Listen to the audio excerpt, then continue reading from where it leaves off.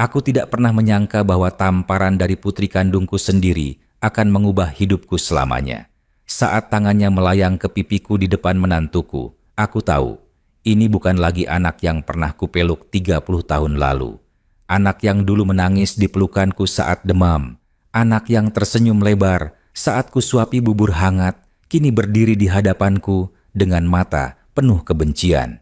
Dan yang paling menyakitkan, dia melakukan semua itu di rumah yang kubangun dengan darah dan keringatku bersama almarhum suaminya. Namaku Ibu Siti, usiaku 58 tahun. Rumah 2 lantai yang berdiri megah ini, dengan cat putih bersih dan taman bunga melati di halamannya, bukan hadiah dari langit. Setiap bata yang menyusunnya, setiap genteng yang melindungi dari hujan adalah saksi bisu perjuanganku dan almarhum suamiku, Pak Budi, selama 30 tahun. 30 tahun yang penuh pengorbanan, air mata, dan doa-doa di sepertiga malam. Masih jelas kuingat tahun 1995 saat kami baru menikah. Pak Budi hanya seorang tukang bangunan dengan upah pas-pasan. Kami tinggal di rumah kontrakan kecil di Kampung Melayu, Jakarta Timur. Rumahnya sempit, hanya 1 kamar dengan dapur seadanya. Kamar mandinya pun harus berbagi dengan 3 keluarga lain. Tapi kami bahagia.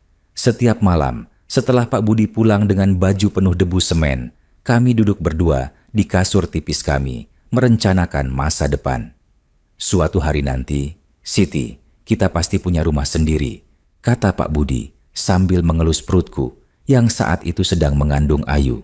Matanya berbinar penuh harapan. Rumah yang besar, punya halaman luas buat anak kita bermain. Kita akan tanam pohon mangga dan melati. Ayu pasti senang. Aku tersenyum mendengarnya. Amin, Pak. Semoga Allah mengabulkan. 2 bulan kemudian, Ayu lahir. Bayi mungil dengan rambut hitam lebat dan tangisan keras yang membangunkan seluruh penghuni kontrakan. Tapi bagi kami, dia adalah anugerah terindah. Pak Budi bekerja lebih keras lagi. Dia mengambil lembur setiap akhir pekan. Pulang pagi, jam 5, berangkat lagi jam 6 sore untuk proyek tambahan. Aku melihat tubuhnya semakin kurus, kulitnya semakin gelap, terbakar matahari. Tapi semangatnya tak pernah padam. Aku pun tidak mau kalah. Saat Ayu berusia 3 bulan, aku mulai berjualan gorengan. Setiap subuh jam 4, aku sudah bangun. Menggoreng pisang, tempe, tahu, dan bakwan di dapur mungil kami. Ayu ku taruh di ayunan bambu sambil aku memasak. Kadang dia menangis, tapi aku harus tetap fokus.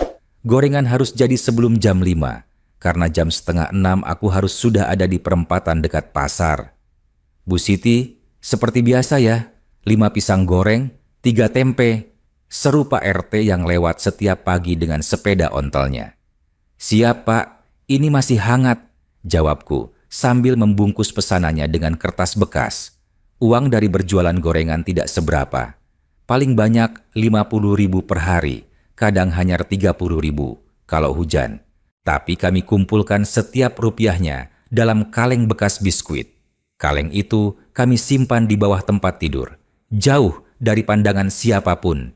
Itu adalah tabungan kami untuk membeli tanah. 5 tahun berlalu. Ayu sudah mulai sekolah TK. Dia anak yang ceria, penurut, dan pintar. Setiap pulang sekolah, dia selalu berlari memelukku yang baru pulang jualan. Ibu, hari ini aku belajar menggambar rumah. Lihat Ibu, teriaknya sambil menunjukkan buku gambarnya. Aku melihat gambarannya. Rumah sederhana dengan atap segitiga. 1 pintu, 2 jendela, dan bunga-bunga di sampingnya. Wah, bagus sekali sayang. Ini rumah siapa? Rumah kita nanti, Bu. Kata bapak, nanti kita punya rumah sendiri. Aku mau rumahnya besar, ada halaman buat main. Hatiku tersentuh mendengar kata-katanya. Aku memeluknya erat. Iya nak, insya Allah kita akan punya rumah seperti itu. Ibu dan bapak janji. Tahun 2000, akhirnya mimpi kami mulai terwujud. Setelah 5 tahun mengumpulkan uang, kami berhasil membeli sebidang tanah di daerah Cibubur. Tanahnya tidak terlalu luas, hanya 200 meter persegi, tapi bagi kami itu adalah istana. Pak Budi menangis saat memegang sertifikat tanah itu. Aku pun ikut menangis. Kami peluk berdua di kantor notaris, tidak peduli orang-orang memandang kami. "Siti, kita sudah punya tanah sendiri," bisiknya di telingaku. "Ini baru awal, kita harus kerja lebih keras lagi buat bangun rumahnya." Dan kami memang bekerja lebih keras lagi. Pak Budi mengambil proyek-proyek besar yang upahnya lebih tinggi, meskipun lokasinya jauh di luar kota. Kadang dia pergi seminggu, baru pulang akhir pekan. Aku merindukannya. Ayu pun sering bertanya, "Kapan Bapak pulang, Bu?" Tapi kami tahu ini harus dilakukan. Aku juga menambah jualan. Selain gorengan pagi, aku mulai menjual nasi bungkus siang hari, masaknya malam hari setelah Ayu tidur. Aku tidur hanya 4 jam sehari. Tubuhku sering sakit, pinggangku nyeri, tanganku lecet, tapi aku terus bertahan. Setiap kali lelah, aku ingat tanah kami yang masih kosong itu. Aku ingat janji kami pada Ayu. 4 tahun kemudian, tahun 2004, kami mulai membangun rumah. Hanya 1 lantai dulu, dengan 2 kamar tidur, 1 ruang tamu kecil, dapur, dan kamar mandi. Pak Budi yang mengerjakan hampir semuanya sendiri. Dia dibantu teman-teman sesama tukang bangunan yang rela membantu tanpa upah karena mereka tahu perjuangan kami. Setiap akhir pekan, aku dan Ayu datang membawakan makanan dan minuman untuk para pekerja. "Ibu, kapan kita bisa pindah?" tanya Ayu, yang saat itu sudah kelas 5 SD. Matanya berbinar melihat rumah yang mulai terbentuk. "Sabar ya sayang, bentar lagi. Kamu semangat ya sekolahnya, biar nanti pas pindah, kamu sudah naik kelas 6 di sekolah baru." Ayu mengangguk semangat. "Iya Bu, aku janji akan belajar yang rajin. Aku akan jadi anak yang pintar, biar ibu dan bapak bangga." Aku memeluknya erat. Anak ini adalah semangatku. Anak ini adalah alasan aku bertahan di tengah kelelahan yang luar biasa. Tahun 2005, kami akhirnya pindah. Rumah kami masih sangat sederhana. Cat tembok pun belum rata. Lantainya masih semen biasa, belum dipasang keramik. Tapi bagi kami, ini adalah istana. Rumah yang kami bangun dengan tangan kami sendiri. Rumah yang penuh dengan doa dan air mata. Malam pertama kami di rumah baru, kami bertiga duduk di ruang tamu yang masih kosong, tanpa sofa, tanpa televisi. Hanya tikar pandan dan 1 lampu bohlam yang menerangi ruangan. Pak Budi membuka Al-Quran dan membaca surat Al-Fatihah. Kami berdoa bersama, berterima kasih pada Allah atas nikmat yang luar biasa ini. "Ya Allah, terima kasih, Engkau sudah mengabulkan doa kami. Jadikanlah rumah ini rumah yang penuh berkah, penuh kebahagiaan, dan lindungilah keluarga kami selalu." Doa Pak Budi dengan suara bergetar. Ayu mengamini dengan suara lirih, air matanya menetes. Meski masih kecil, dia mengerti betapa besar pengorbanan kami. Tahun-tahun berikutnya adalah tahun-tahun yang penuh kebahagiaan. Secara bertahap, kami memperbaiki rumah, memasang keramik, mengecat tembok, membeli furniture sederhana. Kami juga menanam pohon mangga dan melati di halaman, seperti mimpi Pak Budi dulu. Ayu tumbuh menjadi gadis yang cantik dan pintar. Dia selalu ranking 3 besar di kelasnya. Setiap kali terima rapor, dia berlari pulang dengan senyuman lebar. "Ibu, Bapak, lihat, aku ranking 2. Teriaknya saat SMP kelas 2. Pak Budi mengangkatnya dan memutar-mutarnya meski Ayu sudah remaja. "Anak Bapak memang pintar, Bapak bangga sama kamu." Aku mengelap air mata bahagia. Semua pengorbanan kami terbayar melihat Ayu tumbuh dengan baik. Tahun 2013, Ayu lulus SMA dengan nilai yang sangat memuaskan. Dia diterima di Universitas Indonesia, jurusan ekonomi. Kami sangat bangga, tapi juga khawatir karena biaya kuliahnya mahal. Tapi Pak Budi bersikeras, Ayu harus kuliah. Dia anak pintar, tidak boleh sia-sia. Bapak akan kerja lebih keras lagi, katanya dengan tegas. Dan dia memang bekerja lebih keras lagi. Meski usianya sudah 53 tahun, dia tetap mengambil proyek-proyek berat. Aku berusaha melarangnya, takut kesehatannya terganggu. Tapi dia selalu bilang, ini untuk masa depan Ayu Siti. Aku harus kuat. Aku pun menambah lagi usaha. Aku membuka warung kecil di rumah, menjual kebutuhan sehari-hari seperti beras, minyak, gula, telur. Warungku ramai karena letaknya strategis dan hargaku murah. Uang hasil jualanku bagi dua, setengah untuk biaya kuliah Ayu, setengah lagi untuk tabungan dan renovasi rumah. 4 tahun Ayu kuliah adalah 4 tahun yang sangat berat. Biaya kuliah, kos, buku, transportasi, semuanya mahal. Tapi kami tidak pernah mengeluh. Setiap bulan, Pak Budi datang ke Jakarta, membawakan uang untuk Ayu. Kadang tidak cukup, tapi dia selalu bilang, yang penting kamu fokus kuliah nak. Jangan sampai tidak lulus gara-gara kurang uang. Tahun 2017, Ayu lulus dengan predikat cum laude. Kami datang ke wisudanya dengan pakaian terbaik kami. Pak Budi memakai batik yang sudah lusuh, tapi disetrika rapi. Aku memakai kebaya hijau, kebaya yang kubeli khusus untuk acara ini, meski harganya membuat tabunganku terkuras. Saat namanya dipanggil, saat dia naik ke panggung dengan toga dan topi wisuda, aku menangis.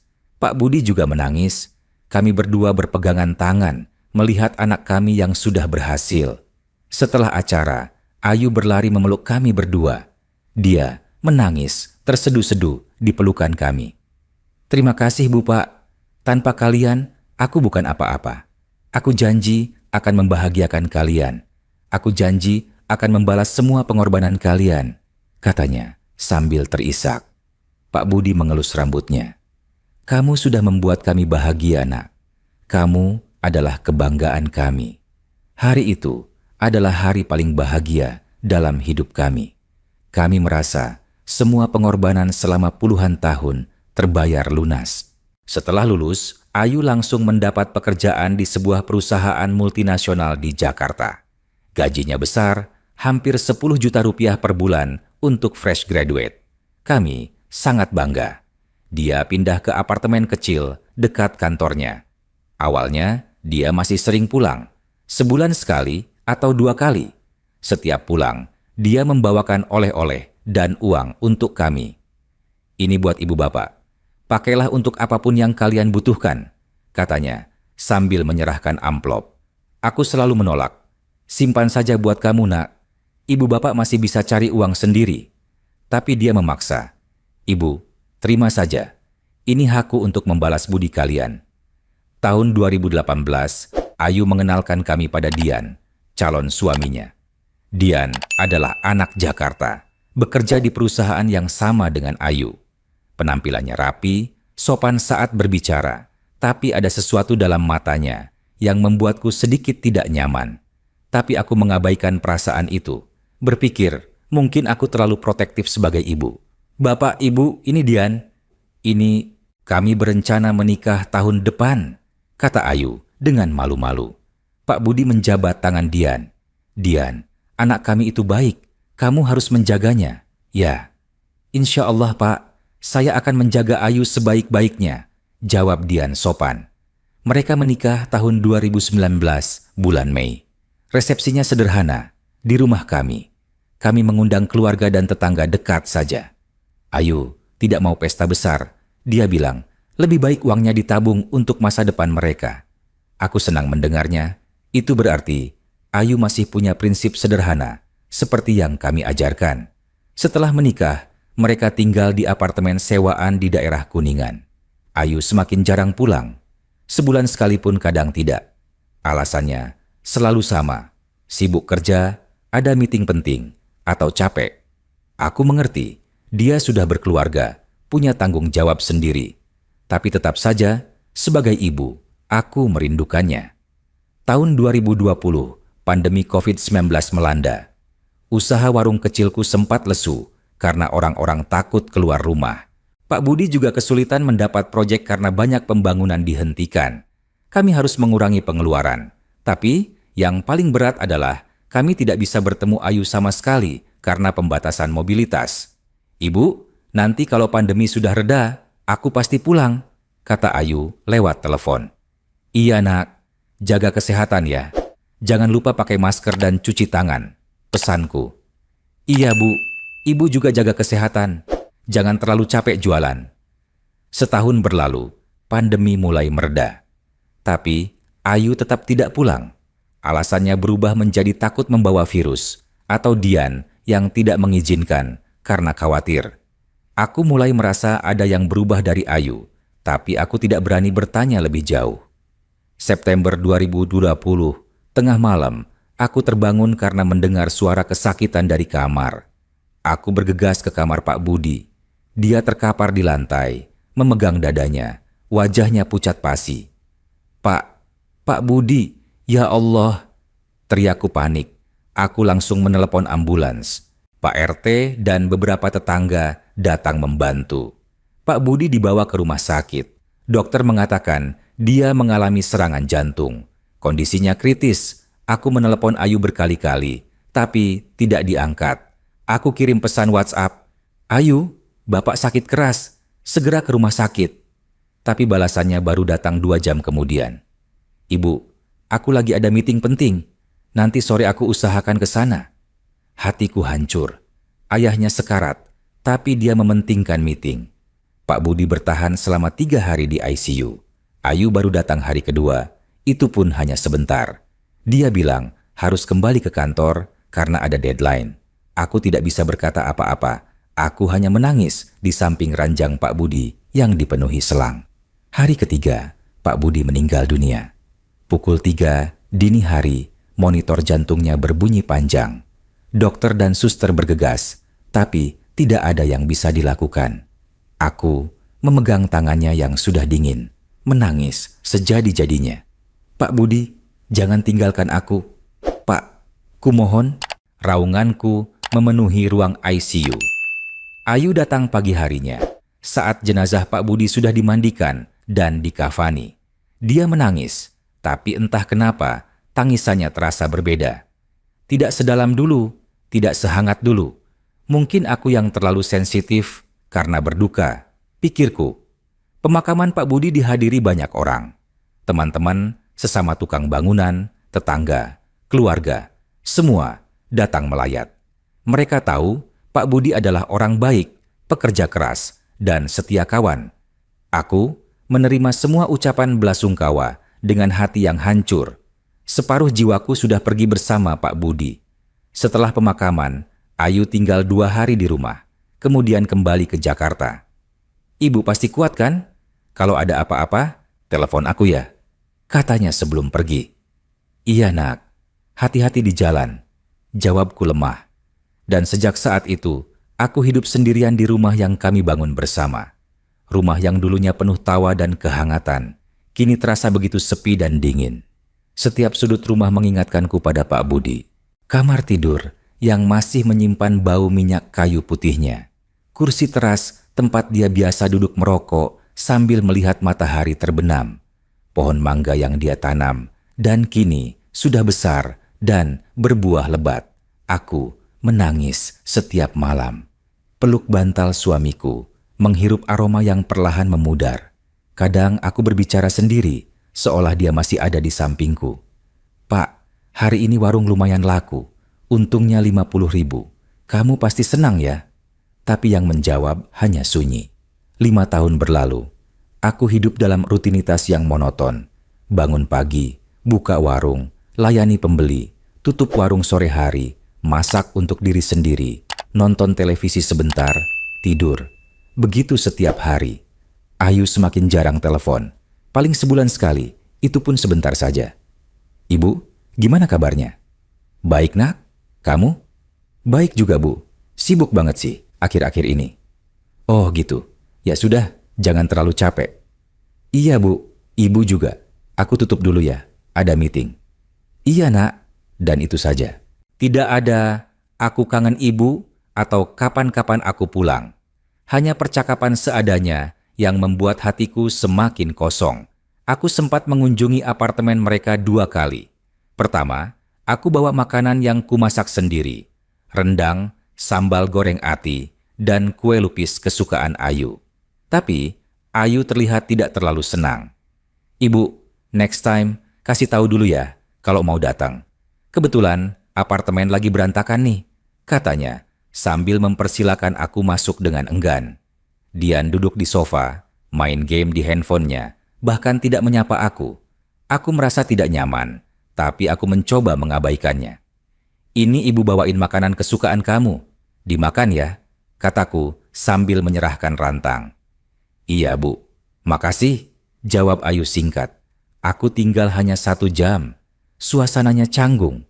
Ayu dan Dian seperti menunggu aku pergi. Akhirnya aku pamit, pergi dengan hati yang sedih. Ini bukan Ayu yang ku kenal. Bukan anak yang dulu selalu memelukku erat. Kunjungan kedua lebih buruk. Aku datang tanpa memberitahu karena ingin memberi kejutan, membawakan uang untuk mereka dari hasil jualan warung yang lumayan bagus bulan itu. Tapi Ayu marah. Ibu, kan aku sudah bilang, kasih tahu dulu, aku dan Dian baru mau pergi nih, jadi nggak bisa terima ibu lama-lama, katanya dengan nada ketus. Aku terkejut dengan sikapnya, tapi aku mencoba tetap tenang. Oh maaf nak, ibu cuma mau kasih ini, kataku sambil menyerahkan amplop berisi uang. Ayu mengambilnya tanpa berterima kasih. Ya udah, ibu pulang aja dulu ya, nanti kita telepon. Dan aku pun pulang dengan hati yang remuk. Sejak saat itu, aku tidak pernah berkunjung lagi. Aku tahu, aku tidak diinginkan di sana. 6 bulan lalu, hidupku berubah total. Ayu meneleponku dengan nada yang tiba-tiba hangat. Ibu, apa kabar? Sapanya ceria. Baik nak, kamu kenapa tiba-tiba telepon? Tanyaku heran, karena sudah lama dia tidak menelepon. Ibu, aku khawatir sama ibu. Ibu tinggal sendirian di rumah besar gitu. Pasti kesepian kan? Hatiku tersentuh mendengarnya. Alhamdulillah, ibu baik-baik saja nak. Ibu, aku dan Dian mau pindah ke rumah ibu. Kontrak apartemen kita habis bulan depan. Daripada bayar kontrak lagi yang mahal, mending kita tinggal di rumah. Lagi pula, kita bisa jaga ibu. Gimana? Ibu setuju kan? Aku sangat senang mendengarnya. Akhirnya, aku tidak akan kesepian lagi. Akhirnya, rumah ini akan ramai kembali. Setuju nak, ibu senang sekali kamu mau pulang. Kapan kalian pindah? Bulan depan bu, nanti aku kasih tahu tanggal pastinya. Baik nak, ibu tunggu. Setelah telepon itu, aku merasa hidup kembali. Aku mulai membersihkan rumah dengan lebih rajin. Membeli spray baru, gorden baru, bahkan mengecat ulang kamar yang akan ditempati Ayu dan Dian. Aku ingin mereka merasa nyaman. Aku ingin mereka bahagia, tinggal bersamaku. Sebulan kemudian, Ayu dan Dian datang dengan truk pengangkut barang. Aku menyambut mereka dengan pelukan hangat di pintu depan. Ayu membalas pelukanku, tapi hanya sekilas, tidak seperti dulu, yang bisa sampai berlinang air mata. Selamat datang pulang nak, kataku dengan suara bergetar karena bahagia. Iya bu, makasih ya udah izinin kami tinggal di sini, jawab Ayu sambil langsung masuk ke dalam rumah. Matanya menyapu sekeliling ruangan. Dian masuk tanpa menyapaku sama sekali. Dia langsung duduk di sofa, mengeluarkan handphonenya dan mulai bermain game. Aku sedikit tersinggung, tapi aku berusaha mengabaikannya. Mungkin dia lelah karena perjalanan, pikirku. Dian, sudah makan belum? Ibu sudah masak soto ayam kesukaan Ayu, tawarku dengan ramah. Belum lapar, jawabnya tanpa mengangkat wajah dari layar handphonesnya. Aku menghela napas pelan. Aku kembali ke dapur, membantu Ayu yang sedang mengawasi para pekerja yang menurunkan barang-barang mereka. Hari pertama masih terasa normal. Ayu membantuku memasak malam itu. Kami mengobrol ringan tentang pekerjaannya, tentang kantor, tentang teman-temannya. Aku senang sekali bisa mengobrol dengannya lagi, seperti dulu. Dian tetap di ruang tamu, sesekali tertawa keras saat main gamenya, membuat aku dan Ayu harus bicara lebih keras agar bisa saling mendengar. Ayu, ibu senang sekali kamu pulang. Ibu sudah lama kesepian, kataku sambil memotong wortel. Iya bu, aku juga kangen rumah ini, jawabnya sambil tersenyum, tapi senyumnya tidak sampai ke mata. Malam itu kami makan bersama bertiga untuk pertama kalinya. Aku menyiapkan meja makan dengan semangat, soto ayam, sambal terasi, kerupuk, dan es teh manis. Makanan sederhana, tapi penuh cinta. Alhamdulillah, kita bisa makan bersama lagi, kataku sambil duduk. Ayu mengangguk sambil menyendok soto. Dian makan dalam diam, sesekali melirik handphonenya yang diletakkan di samping piring. "Dian, enak kan soto ibu?" Tanyaku mencoba membuka percakapan. "Lumayan," jawabnya singkat. Aku mencoba tidak tersinggung. Aku tahu tidak semua orang ekspresif seperti aku. Mungkin Dian memang orangnya pendiam. Pikirku mencari alasan. Minggu kedua, mulai ada perubahan yang membuatku tidak nyaman. Ayu mulai mengatur-ngatur isi rumah tanpa meminta pendapatku terlebih dahulu. Suatu pagi, aku sedang menyapu halaman depan. Tiba-tiba, aku mendengar suara gesekan keras dari dalam rumah. Aku masuk dan melihat Ayu sedang menyeret kursi rotan kesayangan almarhum Pak Budi dari ruang tamu ke gudang. "Ayu, kamu mau apain kursi itu?" Tanyaku panik. "Ibu, kursi ini sudah tua dan jelek.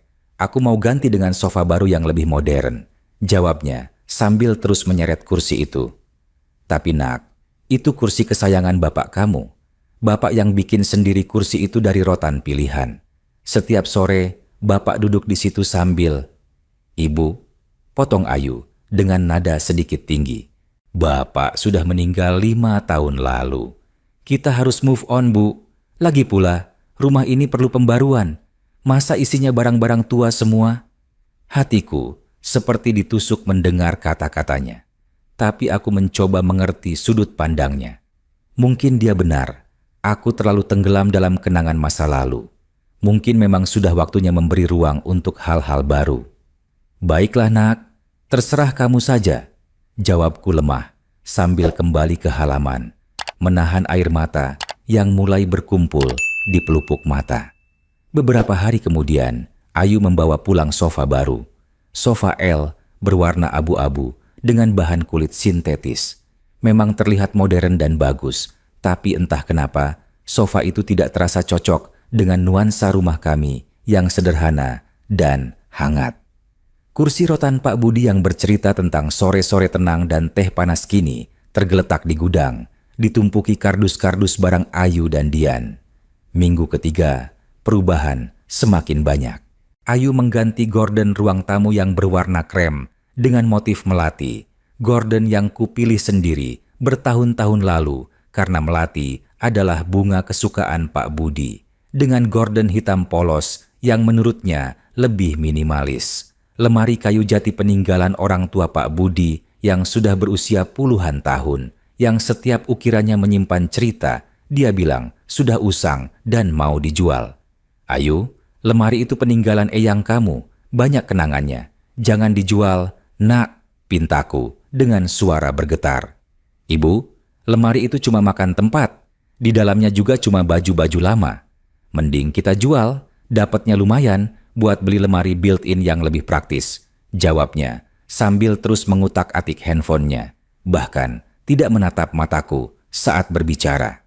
"Tapi, nak, ibu, please deh, jangan terlalu sentimen. Ini demi kebaikan kita semua juga kok.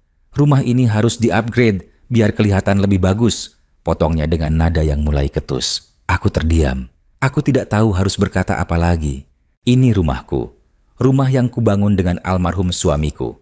Tapi, kenapa aku merasa tidak punya hak suara lagi di sini? Dian mulai ikut-ikutan bersikap tidak sopan. Suatu sore, aku sedang menonton televisi di ruang keluarga, acara wayang kulit yang selalu kutonton setiap Jumat malam. Tiba-tiba Dian datang dan langsung mengambil remote tanpa permisi. "Bu, aku mau nonton bola," katanya sambil mengganti channel. "Dian, ibu sedang nonton ini, sebentar lagi juga selesai," kataku mencoba sopan. "Ah, wayang. Kuno banget sih Bu, sekarang siapa yang masih nonton wayang? Mending nonton bola, jauh lebih seru," jawabnya sambil duduk di sofa baru yang empuk itu, membuat posisiku yang ada di sudut terasa semakin terpinggirkan. Aku menelan ludah. Aku ingin marah, tapi aku ingat ini menantu anak kandungku. Aku harus bersabar. Aku bangkit pelan dan pergi ke kamar membiarkan Dian menonton pertandingan bolanya dengan volume yang sangat keras hingga memenuhi seluruh rumah. Bulan pertama berlalu. Hubunganku dengan Ayu dan Dian semakin renggang. Aku merasa seperti tamu di rumahku sendiri. Setiap kali aku ingin memasak, Ayu selalu protes. "Ibu, masaknya jangan terlalu banyak santan dong. Aku sama Dian lagi diet." "Ibu, jangan sering-sering goreng-gorengan. Nanti rumah bau minyak." "Ibu, minyak gorengnya hemat dikit. Kita kan harus ngatur pengeluaran." Padahal, selama ini aku yang membayar semua kebutuhan rumah tangga dari hasil warung kecilku. Ayu dan Dian tidak pernah memberi uang belanja 1 rupiah pun. Malah sebaliknya, mereka menghabiskan listrik dan air dengan boros. AC menyala seharian, mandi berkali-kali, nonton televisi sampai larut malam. Aku mencoba berbicara dengan Ayu suatu malam saat Dian sedang keluar bertemu temannya. "Ayu, ibu mau bicara sebentar," kataku sambil duduk di sampingnya yang sedang menonton drama Korea. "Iya bu, kenapa?" tanyanya tanpa mengalihkan pandangan dari layar televisi. "Nak, ibu senang kalian tinggal di sini, tapi ibu merasa ada yang berubah. Kamu jarang ngobrol sama ibu seperti dulu. Kamu juga sering bentak-bentak ibu kalau ibu salah sedikit saja." "Ibu kok lebay sih? Aku nggak bentak-bentak ibu. Aku cuma ngingetin aja supaya ibu lebih modern dikit, nggak kolot terus," potongnya dengan nada defensif. "Ibu bukan kolot nak, cuma ini rumah ibu dan ibu merasa..." "Rumah ibu?" Ayu menghentikan drama yang sedang ditontonnya dan menatapku dengan tatapan tajam. "Ibu, aku ini anak ibu, anak kandung. Otomatis aku juga punya hak di rumah ini kan? Atau ibu nggak mau aku tinggal di sini?" "Bukan gitu Ayu. Ibu cuma mau kita saling menghargai." "Ya udah kalau gitu. Aku ngerti kok maksud ibu. Ibu sebenarnya nggak ikhlas aku tinggal di sini." "Oke, nanti aku dan Dian cari kontrakan lagi," katanya sambil berdiri dengan wajah cemberut. "Ayu, bukan gitu maksud ibu." Tapi dia sudah masuk ke kamar dan membanting pintu keras-keras. Aku terduduk lemas di sofa. Kenapa omonganku selalu salah di telinganya? Kenapa dia selalu memelintir kata-kataku? Sejak malam itu, Ayu semakin dingin padaku. Dia jarang bicara. Kalaupun bicara, hanya seperlunya. Dian juga semakin menjadi-jadi. Dia mulai mengundang teman-temannya ke rumah tanpa izin. Mereka datang ramai-ramai, main game sampai tengah malam dengan teriakan-teriakan yang mengganggu.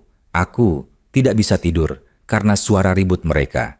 Suatu malam, aku sudah tidak tahan. Aku keluar kamar, menghampiri mereka yang sedang berkumpul di ruang tamu, berhamburan di lantai dengan camilan dan minuman kemasan di mana-mana. "Dian, tolong pelankan suaranya. Ibu, mau tidur," pintaku dengan sopan. Teman-teman Dian melirik ke arahku. Ada yang tersenyum malu, ada yang cuek. Dian sendiri memutar bola matanya dengan jengkel. "Bu, ini masih jam 10. Masih wajar kok. Ibu aja yang terlalu sensitif," jawabnya tanpa mengecilkan volume suara mereka. "Tapi ibu besok pagi harus bangun awal untuk jualan." "Ya udah, ibu pakai penyumbat telinga aja. Gampang kan solusinya?" Potongnya sambil tertawa, diikuti teman-temannya yang ikut tertawa. Aku merasa dihina. Di rumahku sendiri, aku dihina oleh menantu dan teman-temannya. Aku kembali ke kamar dengan air mata mengalir deras. Aku peluk bantal, menangis dalam diam. "Pak Budi, kalau kamu masih hidup, pasti kamu nggak akan biarkan aku diperlakukan seperti ini," bisiku pada foto suamiku yang terpajang di meja samping tempat tidur. Bulan ketiga, situasi mencapai puncaknya. Warungku yang selama ini lumayan ramai, mulai sepi. Beberapa tetangga bilang mereka merasa tidak enak mau datang ke warungku karena Dian sering duduk-duduk di depan warung dengan wajah jutek, main handphone sambil merokok. Ada juga yang bilang Ayu pernah marah-marah ke ibu-ibu tetangga yang sedang belanja di warungku karena mereka dianggap terlalu lama memilih barang dan menghalangi jalan. "Bu Siti, maaf ya, saya belanjanya di warung Pak Bambang aja. Soalnya Saya agak risih sama anak ibu yang suka ngomel-ngomel itu, kata Bu Lastri, tetangga yang selama ini jadi pelanggan setiaku. Aku hanya bisa tersenyum pahit. Iya Bu, nggak apa-apa. Terima kasih, ya sudah bilang. Penghasilan warungku turun drastis. Kalau dulu sehari bisa dapat 200.000, sekarang paling 50.000. Itu pun sudah termasuk bagus. Kadang cuman 30.000. Sementara tagihan listrik dan air membengkak karena ulah Ayu dan Dian. Tabunganku mulai terkuras untuk menutupi kekurangan biaya rumah tangga. Suatu sore, aku sedang menghitung uang hasil jualan yang sangat sedikit. Ayu datang menghampiri dengan wajah masam. Ibu, uang listrik bulan ini berapa? Tanyanya dengan nada menuduh. 850.000, nak. Naik banyak dari biasanya. Jawabku jujur. Naik kenapa? Ibu boros ya pakai listrik? Aku terkejut dengan tuduhannya. Ayo, ibu cuma nyalain lampu sama televisi sebentar aja. Yang boros itu kalian. AC nyala 24 jam, televisi dari pagi sampai... Ibu kok nyalahin aku sih? Iya, aku sama Dian pakai listrik, tapi kami kerja, Bu. Kami capek. Kami butuh AC buat istirahat. Lah ibu di rumah aja, masa pakai AC? Ibu nggak pernah pakai AC di kamar ibu. Ya udahlah Bu, pokoknya mulai sekarang ibu harus hemat listrik, jangan boros. Uang listrik ibu yang bayar kan? Masa ibu mau bangkrut gara-gara listrik? Aku terdiam, mulutku terkunci. Aku tidak bisa percaya anak kandungku sendiri menuduhku boros, sementara dialah penyebab utamanya. Dan yang lebih menyakitkan lagi, dia tidak pernah menawarkan untuk membantu membayar tagihan. Padahal gajinya puluhan juta per bulan. Malam itu, aku tidak bisa tidur. Aku terus memikirkan situasi yang semakin memburuk ini. Aku merindukan Pak Budi. Seandainya dia masih hidup, pasti dia akan melindungiku. Pasti dia akan menegur Ayu dan Dian. Tapi sekarang, aku sendirian. Aku lemah. Aku hanya seorang ibu tua yang tidak berdaya. Seminggu kemudian, terjadi insiden yang semakin membuatku yakin bahwa aku harus melakukan sesuatu. Aku sedang menyapu halaman pagi itu. Cuaca cerah, burung-burung berkicau riang. Aku mencoba menikmati pagi yang indah, meski hati sedang sedih. Tiba-tiba, Ayu keluar dari rumah dengan wajah marah, meledak-ledak. Di belakangnya, Dian berdiri dengan senyum mengejek yang sangat jelas, seolah dia senang melihat drama yang akan terjadi. Ibu, teriak Ayu dengan suara keras yang membuat beberapa tetangga menoleh. Aku menghentikan sapuan dan menatapnya bingung. Iya nak, ada apa? Ibu itu gimana sih? Kenapa ibu selalu ikut campur urusan kami? Bentaknya sambil berjalan mendekat dengan langkah berat. Ikut campur gimana nak? Ibu nggak ngerti. Tadi pagi ibu masuk kamar kami kan? Ibu beresin lemari kami kan? Ibu atur-atur baju kami kan? Tuduhnya dengan jari telunjuk menunjuk ke arahku. Aku mengingat-ingat. Oh iya, tadi pagi aku memang merapikan kamar mereka yang sangat berantakan. Aku hanya ingin membantu. Aku pikir Ayu akan senang kalau kamarnya rapi. Iya nak, ibu cuma mau bantu rapiin. Kamarnya berantakan banget. Ibu, kasihan. Kasihan? Kami nggak butuh dikasihani, Bu. Kami bukan anak kecil lagi. Kami punya privasi. Ibu nggak boleh masuk kamar kami seenaknya. Bentaknya makin keras. Tapi nak, ibu cuma mau bantu. Bantu? Bantu apa? Ibu malah bikin kami nggak nyaman.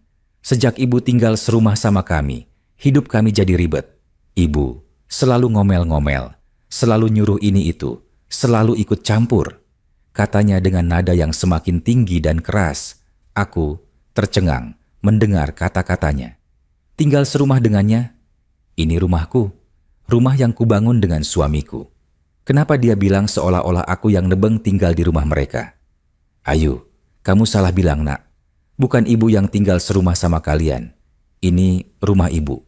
Kalian yang tinggal rumah ibu? Ayu memotong dengan suara yang sangat keras hingga membuatku tersentak. Ibu sudah tua, Bu. Ibu sudah nggak produktif lagi. Kami yang harusnya jadi pemilik rumah ini sekarang. Kami yang masih muda, yang masih kerja, yang masih punya masa depan.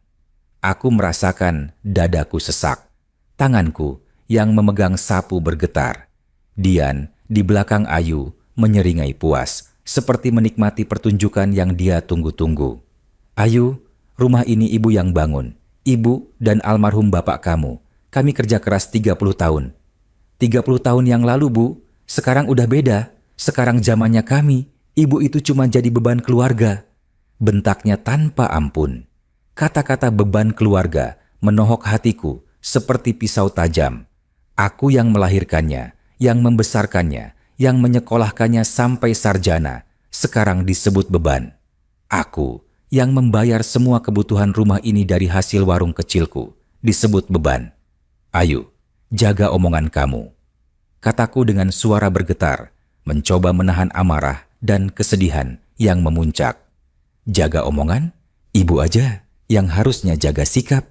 Kalau ibu nggak suka, ibu bisa pergi. Pergi tinggal di kontrakan atau ke panti jompo, biar kami bisa hidup tenang di rumah ini tanpa diganggu ibu yang cerewet dan kolot. Aku tidak percaya dengan apa yang baru saja ku dengar. Anakku sendiri mengusirku dari rumahku sendiri. Aku menatapnya dengan mata berkaca-kaca. Aku mencari jejak Ayu kecil yang dulu. Anak yang manis, yang penurut, yang sayang sama ibunya. Tapi yang kulihat di hadapanku sekarang adalah orang asing. Orang yang matanya penuh kebencian dan keserakahan. Ayu, kamu lupa siapa yang besarin kamu? Kamu lupa siapa yang sekolahin kamu sampai jadi sarjana? Kamu lupa berapa kali ibu begadang jualan gorengan buat bayar uang kuliahmu? Kataku dengan suara yang mulai meninggi. Emosiku sudah tidak bisa kutahan lagi. Itu kewajiban orang tua, Bu. Orang tua memang harus membesarkan dan menyekolahkan anaknya. Ibu, nggak usah berharap aku harus membalas budi selamanya. Aku udah dewasa. Aku punya hidup sendiri. Teriaknya dengan penuh emosi.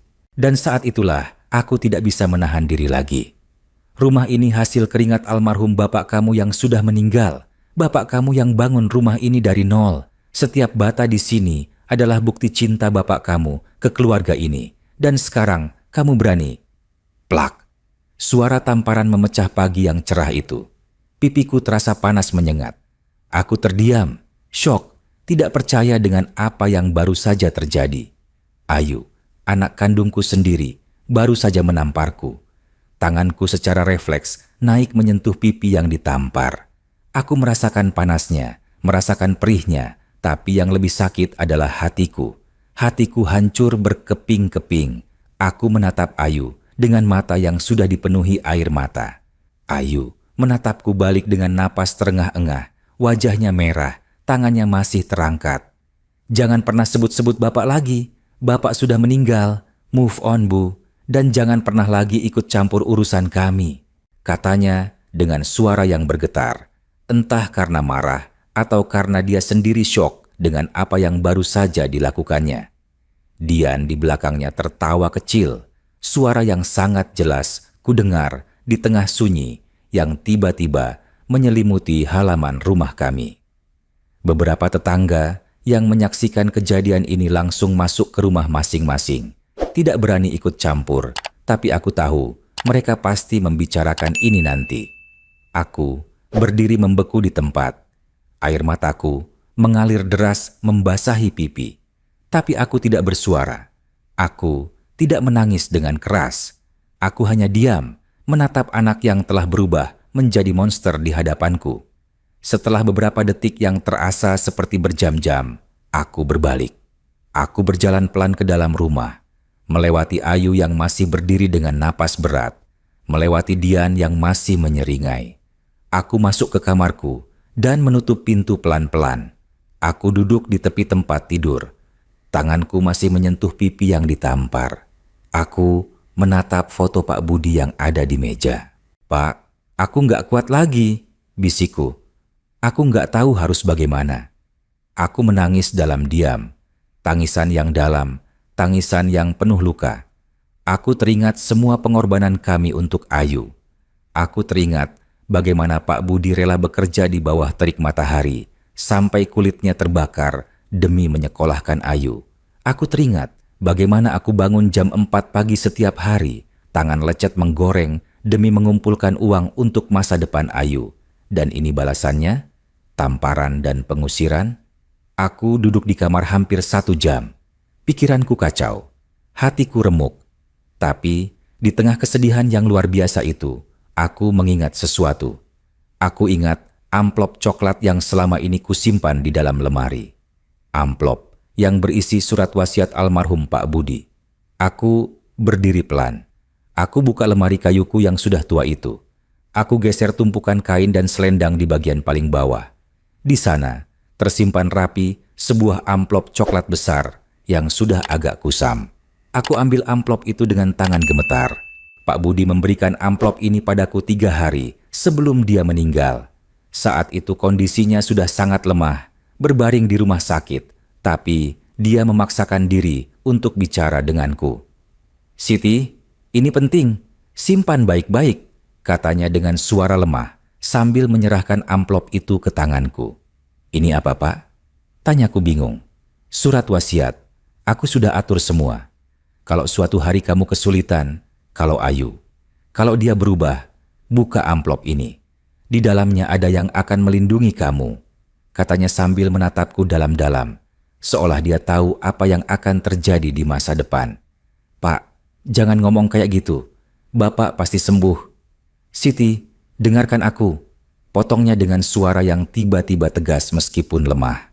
"Aku udah bikin ini sama notaris Pak Hendra. Dia temanku. Kalau ada apa-apa, kamu datang ke dia. Dia akan bantu kamu. Janji sama aku, kamu akan buka amplop ini kalau kamu butuh." Aku mengangguk sambil menangis. 3 hari kemudian, Pak Budi meninggal. Dan sejak itu, amplop ini kusimpan tanpa pernah kubuka. Aku tidak pernah merasa perlu membukanya karena aku pikir Ayu akan selalu jadi anak baik yang kami besarkan. Tapi hari ini, setelah tamparan itu, setelah penghinaan itu, aku tahu sudah waktunya. Aku duduk di tepi tempat tidur, membuka amplop itu dengan hati-hati. Di dalamnya ada beberapa lembar dokumen resmi, lengkap dengan meterai dan tanda tangan notaris. Aku mulai membaca dengan saksama. Lembar pertama adalah surat wasiat yang ditulis tangan oleh Pak Budi. Tulisannya agak gemetar karena saat itu tangannya sudah lemah, tapi setiap katanya jelas terbaca.